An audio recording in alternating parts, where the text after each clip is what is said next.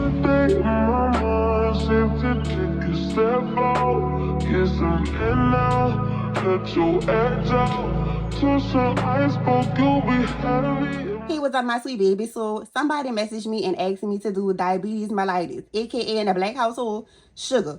Even though it is a sugar problem, it is not only a sugar problem. This is a problem with your pancreas.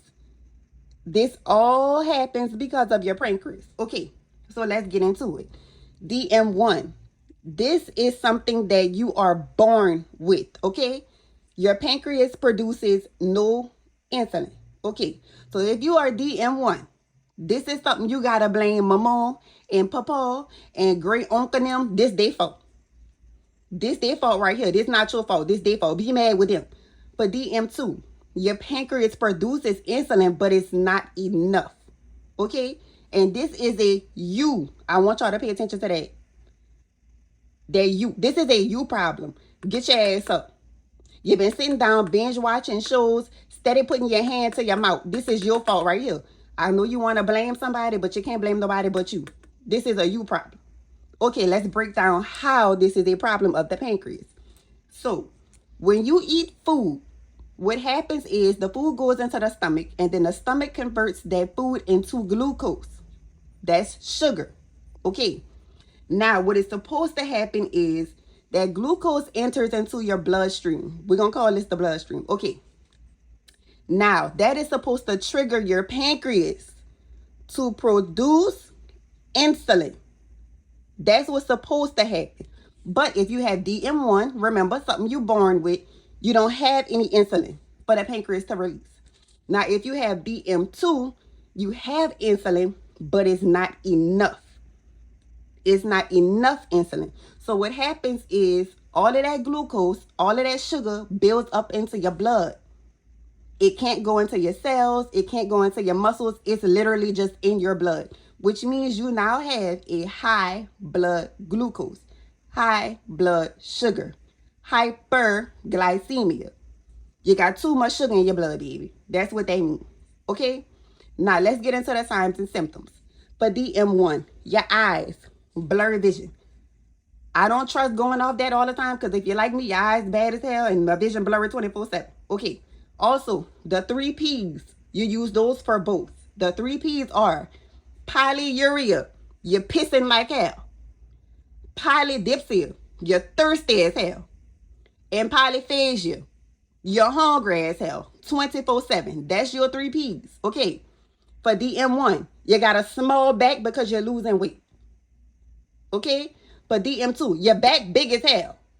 Your back is huge because you steady putting your hand to your mouth. Big back. Okay? For DM1, you're tired all the time. You're tired all the time. Okay. How are they diagnosed? You have 1 or 4 ways. Okay. An oral glucose tolerance test. A hemoglobin A1C test. Okay? A fasting blood glucose test. Okay? That's what they're going to do. Okay? That's what they're going to do. I'm going to put the labs and stuff in the comments. I don't feel like talking about all that. Okay? Now, if these are left untreated, what then happens is you get a bad kidney. Okay? Your ass going to be on dialysis. Okay? You're going to have neuropathy. That's when you have the pain in your nerves. That's a nerve problem where people get up and they standing on their feet talking about they got lightning and they be feeling like lightning and stuff is all in their feet. Sometimes they can't even feel their feet. That's why it's so important for diabetics to use mirrors to look at the bottom of their feet. They don't even know if they have cuts and scrapes and wounds on the bottom of their feet. And remember, if you're a diabetic, you have slow wound healing. You need to pay attention to that. Stay with me. Retinopathy. Blind. It's a fancy way to say your ass can't see. Okay? And also, hypertension. Everything. The body is all interconnected. It's a big ass loop. They all lead back to each other. If you got diabetes, most likely you got hypertension. What is that again? High blood pressure. Okay, stay with me. The treatment for DM1. Remember, because you produce no insulin, you need insulin, injections, shots. We'll go over the types of insulin in another video. I ain't doing that today. For DM2, treatment, lifestyle, get your ass up. Get up off that bed, off that sofa. Put the Oreo down. Put the ooey gooey down. Okay? Your back already big. Get up and go exercise. That's what you need. Change your lifestyle. Change your diet. Even if you're just walking for 30 minutes a day. Get your ass up. All right? I hope that's a simple way for y'all to learn it. And remember what we say. Don't go killing your goddamn patients. All right, love y'all. Bye. Hey, my babies. Okay, let's touch on the rapid-acting insulin. This is a medication that is used to treat diabetes mellitus type 1. Type 1, remember, type 1 means there is no insulin being produced in the pancreas. Okay, there is no insulin whatsoever. Okay, so remember, type 1 equals none. Let's get into it. The rapid-acting insulin, the names are Lispro, Aspart, Glulisine. Okay, we're going to get into why it says eat, because eating is very important with this insulin. Okay, you see how big this goddamn word danger is? It's huge for a reason, because it is very, very dangerous. The onset with this insulin is 15 minutes. Okay, 15 minutes. Your patient needs to be eating. With this insulin, do not give it unless your patient has a plate in front of them. You see the nutritionist walking in the room, or you are giving them a plate yourself. Do not give this without making sure your patient has food. The blood sugar gonna be so goddamn low, you're gonna be ready to perform a cold blue. We're not doing that. We are saving lives, not ending them. Okay, the peak is 30 to 90 minutes. So think about this.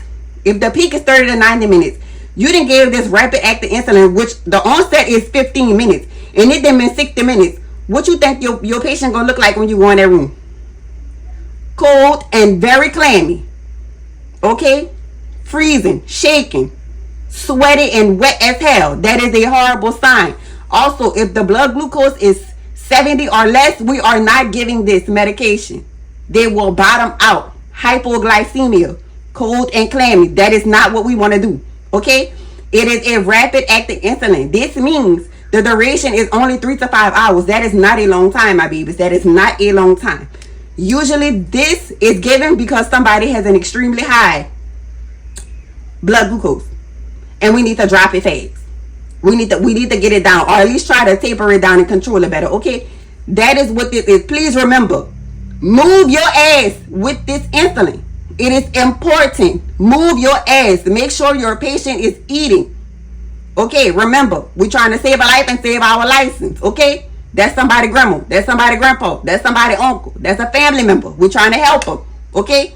Love y'all. Bye. Hope y'all learned something. Okay, so let's touch on regular acting insulin, or aka short acting insulin. This is another diabetic medication that treats diabetes mellitus type 1. DM type 1. Remember, this is a problem where the pancreas produces no insulin. Okay?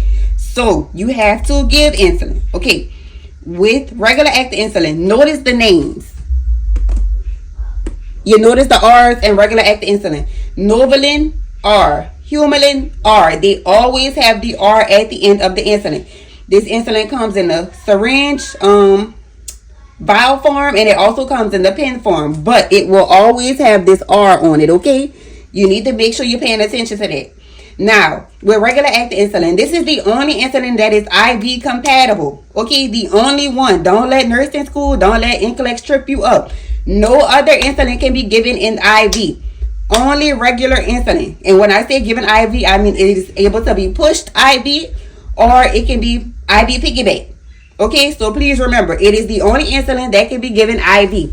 Now, with this insulin right here, the onset is within 30 minutes. So just like with rapid, you need to make sure that your patient has a snack or food tray or something either in the room and they are currently eating, or it's on the way.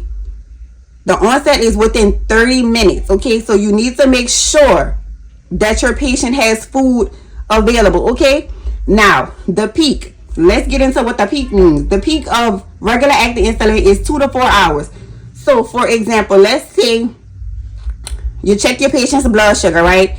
And when you check the patient's blood sugar, it is, let's say, 200. So you know that they need to have their regular acting insulin. Okay, great. You give this insulin, let's say you give it at 1 o'clock. Okay, the peak is between 2 to 4 hours. So you need to be giving this medication between 3, okay, and 5. That is when this insulin is going to be the strongest and drop your patient's blood sugar. So remember, you got to look for cold and clammy, need some candy, shaky and pale, sweaty, moist. That's what you need to be paying attention to when it comes to signs and symptoms of hypoglycemia, okay? So you want to make sure that your patient has some food prior to the peak time. You don't want your patient bottoming out. This medication only lasts 5 to 8 hours. This is the regular insulin, usually is given either twice a day or maybe even 3 times a day, depending on the type of facility you in and depending on their coverage scale, okay? Also, what you want to monitor is the blood sugar. We do not want to give this medication if it is 70 or less. You do not want to bottom your patient out, okay? Bottoming your patient out is not a good thing. It happens very, very fast. We do not want that blood sugar dropping and your patient going down. You don't want to walk into a room on an unconscious patient. You don't want to fucking do that, okay? We're not trying to kill nobody. Remember, we want them alive. We want them healthy. We want, well, they may not be healthy, but we want living patients. We is not the coroner. We is not the morgue. Okay? Hope y'all learned something. Bye. Okay, my beloveds, let's touch on intermediate acting insulins really, really quickly, aka NPH insulins. This is another medication that is given to diabetes mellitus type 1. Remember, DM type 1.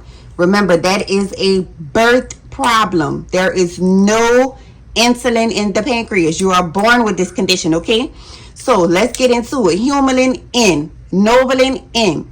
A clear, and they did give away that this is NPH insulin. It is the only insulin that will have the N at the end, okay?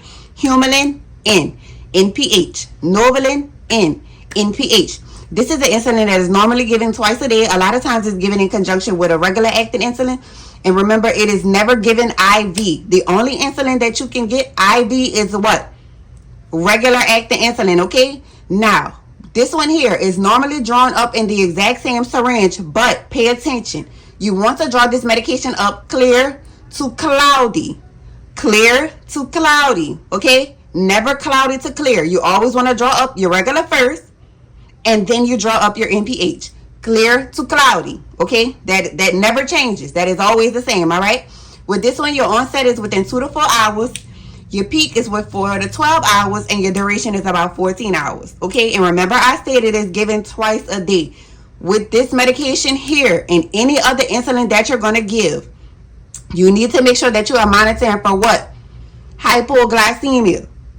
We ain't trying to kill no damn body, remember, okay? 70 or less, we're going to do what? We're going to hold it.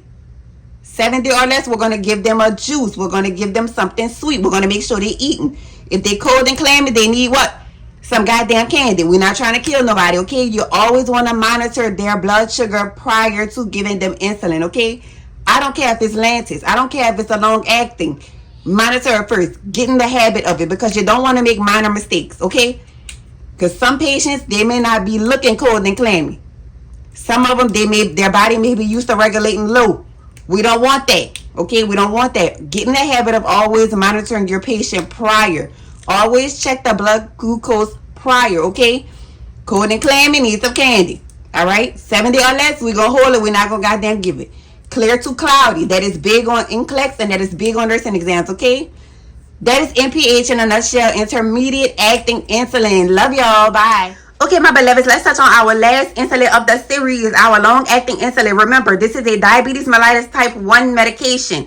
For a diabetes mellitus type 1, remember, this is an issue where the pancreas creates no insulin. It produces no insulin. This is a born problem. This is not something that you can work off and change with your diet a lot of times. This is something that you are born with, okay? Diabetes mellitus type 1. That is a born problem. Pancreas produces no insulin. Okay, these are your main 3 that you're going to see, okay? Whether you're in a hospital setting, long-term care setting, these are your main 3. Your Lantus, your Levemir, and your 2G, okay? Your Lantus can last up to 24 hours, okay? Your Levemir can last up to 23 hours. And your 2-gel is also up to 24 hours. Again, this is normally given once a day along with another medication, okay? Now, what I need you to remember about this insulin, because it is normally given once a day, it has no peak. Remember, your peak is when your medication, your insulin is the strongest, when it has the highest risk and potential to drop the blood sugar. That does not happen with long-acting insulin. There is not a huge risk of hypoglycemia with a long-acting insulin, okay? So remember, peaks equals food. Peaks equals plates. You don't need to worry about that with long-acting insulin, okay? Now, what I do want you to pay hard and close attention to, don't get tripped up on your exams and on NCLEX. Never mix, okay? Never mix. A lot of times, I don't care which setting you in, a person is going to be prescribed a long-acting insulin and a regular insulin. You never mix them in the same syringe. Depending on what type of setting you're in, the long-acting may be in the insulin pen, if you're lucky, depending on the setting you're in. If it is not, and it is a vial, you always use 2 separate syringes, okay? Never mix them together. I don't care if you see another nurse do it. I don't care if somebody say, oh, to cut the time in half. Don't fucking do it, please. Don't put yourself and your license at risk. Never mix 2 separate syringes, okay? What I also want you to know about this, with a long-acting insulin, the duration. If I say it is long-acting, that means it lasts a long-ass time. The duration is 24 hours, okay? I want y'all to remember that. Don't let them exams, don't let NCLEX trip your ass up. You know this information, okay? Long-acting lasts a long-ass time, okay? I love y'all. Hope y'all learned something. Bye. That's the insulin series is ending. Don't go killing your goddamn patients. Love y'all. Bye. Finally, beloveds, finally, we have made it to our very last video of our diabetes mellitus series of medications. Okay, so now we're going to get into oral medications for diabetes mellitus type 2. Remember, diabetes mellitus type 2 means this is a you problem. This is a diet problem. This is a lifestyle problem. You have insulin, but not enough. It's not sufficient enough for the body, so you're going to need a little bit of help. Okay. What I want you to remember about diabetes mellitus type 2 medications, we always do this as the second option. The number one option, the number one priority is always to change you. Change your diet. Change your lifestyle. If you're having trouble and you can't do it, or you simply refuse and you want to do what the hell you want to do, your ass going to end up on these meds. Okay? But always remember, our first line of defense is you. Changing your lifestyle. Second is the medication. So let's get into them. We have number 1, metformin or glucophage, whichever one they want to use interchangeably, depending on your school, depending on the exams, okay? These are from the big one-eyed class. What these medications do is they decrease the blood glucose and increase the sensitivity to insulin. That is it.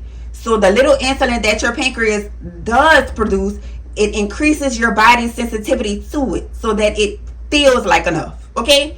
With this medication, you want to monitor your blood glucose. Simple as that. Moving on to glyburide and glipizide. Look at the ending of these meds. Okay? Look at the ending. IDE is what you see. What I want you to remember about these medications right here. If it ends in IDE, the heart may DIE. Okay? That is what I need you to remember. If it ends in IDE, the heart may DIE. It is very, very bad for heart patients. Okay? If somebody has congestive heart failure and things like that, we want to try our hardest to stay away from this medication, okay? This is from the sulfonylurea class. What this medication does is it stimulates the pancreas to release insulin, okay? So remember, you do have insulin, just not enough. This medication is going to give the pancreas a little bit of massage. It's going to massage it a little bit to release a little bit more, okay? With this medication, what you need to do, like all the others, monitor your blood glucose levels, okay? Monitor your blood glucose levels because it's so bad on the heart. We want to pay attention to weight gain as well. This is a really big side effect of this medication. Your ass gonna have a big back. Simple as that. I don't know no other way to say it. You probably got a big back anyway because you won't change your lifestyle, but it's gonna be bigger. And we don't want that, okay? We want you healthy. Also, you need to be wearing sunscreen. I was about to say suntan lotion. You need to be wearing sunscreen with this medication. Very important. And we keep this medication away from our older adults, okay? Next, moving on. Now, y'all know I talk bad. I'm only going to say one of these names because I can't pronounce that long-ass name, and I ain't about to shame myself on no YouTube. So, let's get into it. Pioglitazone and the other one. They both end in O-N-E, okay? They both end in one. Have fun trying to figure out how to say that shit. I ain't doing it. This is from the class of TZDs. It's this class, but I can't pronounce it. I'm not trying. I'm not embarrassing myself. Okay, let's get into it. It decreases insulin resistance. That is all it does. The glucogenesis and all that, simple to the point. It decreases insulin resistance. That is what it does. With this medication, you want to never give it to chronic and congestive heart failure patients. This is not for them. This is not for them. Okay, now, they're not going to tell you this on exams. Normally, they like to word it differently. They're not going to say, oh, what the patient has, congestive heart failure or whatever. They're going to say things like new edema.